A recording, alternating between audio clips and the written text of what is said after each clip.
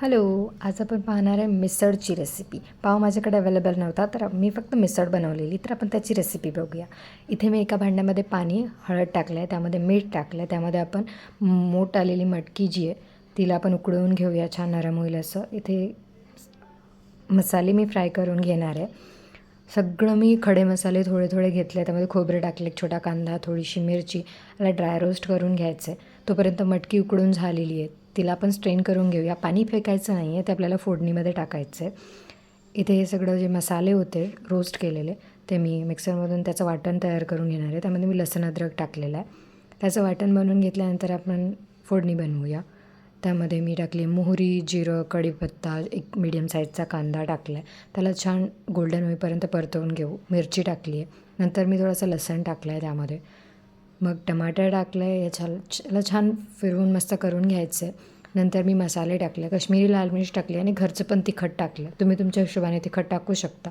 तेल कमी पडलेलं म्हणून मी तेल घातलं आहे, वाटण घातलं आहे. ह्याला छान शिजू द्यायचं. नंतर जे आपण मटकीचं पाणी होतं उकडीचं, ते आपण यामध्ये टाकलं आहे आणि याला छान 2-3 मिनटं उकडवून घ्यायचं आहे आणि नंतर सांबार टाकायचं आहे. छान असा रस्सा हा मटकीचा तयार झालेला आहे.